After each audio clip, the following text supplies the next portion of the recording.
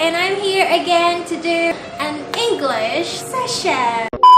So basically, today is not like the previous English session where I usually give you some tips and lessons, but I'm just going to tell you a bit of my story, like the backstory of how I could speak English fluently. And I'm just really excited because I've never actually done this before, and this is my first time of me recording it as well, so I don't know if you will like it, but I just want to tell you about my story. So back then when I was a kid, I already liked English. I mean, I've always liked English since I was in elementary school. We have English subject, and basically they taught us only the basic words of English. So we haven't gotten to like the grammar yet until I went to middle school. Basically on middle school we started to learn English, like the grammar English itself. And went to high school, we got to learn a little bit more difficult of grammar and stuff, and we also had listening class, something like that. And I just felt like this is something, I think I have passion in this, like I have something in my heart. Whenever the teacher started the class, I felt like an urge to actually study it, while on other class I don't really have it, like it's just a different feeling, you know. Yeah, so other than that, other than me being a kid who likes to study English, I started to learn outside the school as well. Basically, I looked for meaning of something, of the words itself on Google, and I googled something that I don't know, like phrases, the slang words, and also the word that is confusing, because sometimes in English it has like some confusing words, like words that are the same but mean differently. So sometimes I do that. Even now, I still Googled something that I feel like curious about. And I'm just that kind of person who likes to go on Google to look for something until I know it. Because when I'm curious, I can't get out of my curiosity. I need to look for it. I need to know what it is straight away. I'm just the kind of person, when I'm passionate about something, I'm really passionate about it. So it's just something that I'm passionate about, I guess. And other than that, I also practice English with my sister-in-law. I always ask her about things in English because I think she's the only person who can taught me English, like at least better in English than my other family. I also learned myself how to pronounce words on Google Translate, and it helps me, even though it doesn't really help me a lot because Google Translate sounds like robot.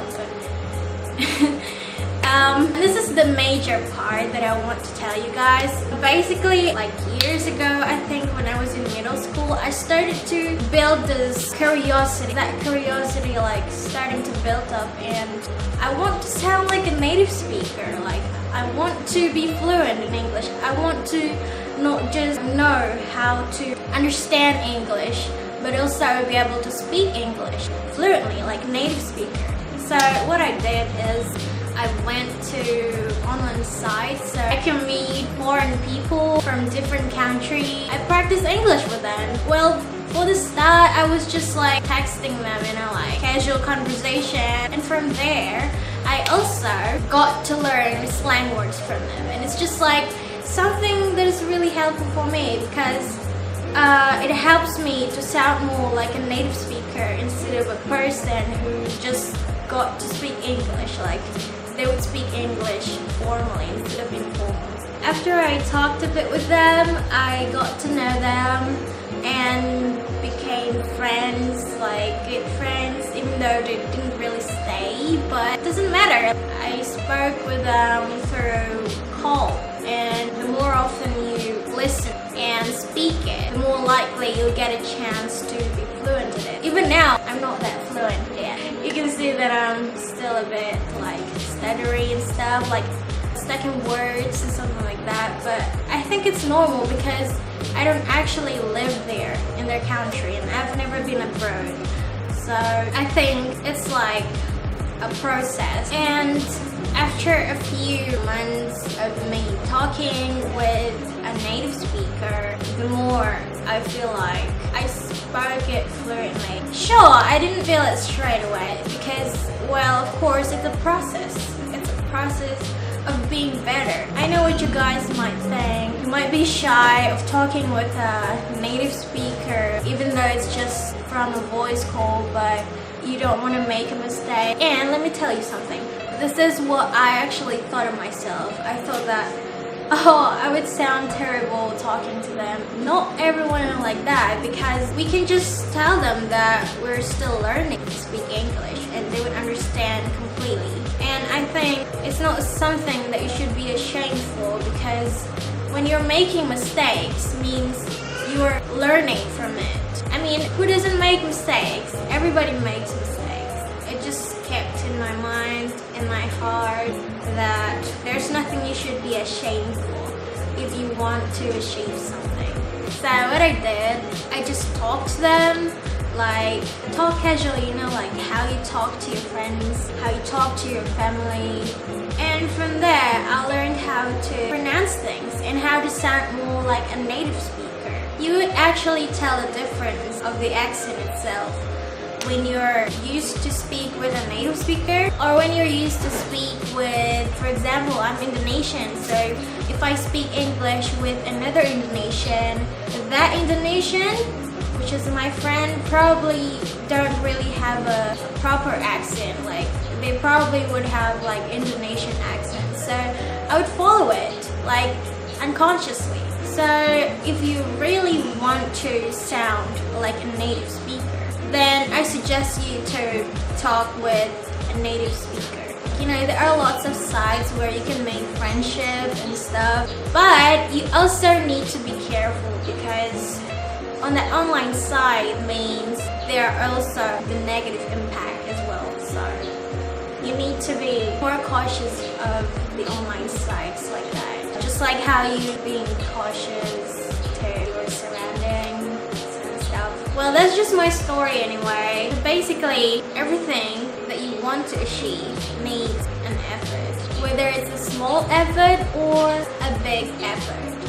I'm still learning as well. I mean, I'm not 100% fluent yet like a native speaker. Even a native speaker will stuck in their words when they're speaking. So I think it's normal, you know, like, because I'm still learning, and it's only been a few years since I talked to a real native speaker. Actually, there's a lot of ways to become fluent in English. I just want to share my story, you know, like, to give you guys some information, and I thought would be helpful for you because it's something that actually happened, and it happened to me. So maybe it could be an example for you to do it, but again, I just don't recommend under 18 people to find people to talk from online sites. But since I don't have one, and because of my big curiosity, I just threw away the negative impacts. You just need to be careful. I just need to be not so affected by anyone. But yeah, I think that's all I can say for today. I hope this video can be helpful for all of you or other people around you who are currently trying to improve their speaking. Make you guys become more fluent in speaking English. Thanks for watching. If you liked the video, feel free to hit the like button and share to your friends and family. And don't forget to subscribe to my channel and click the bell button to get a notification for upcoming videos. See ya in the next video!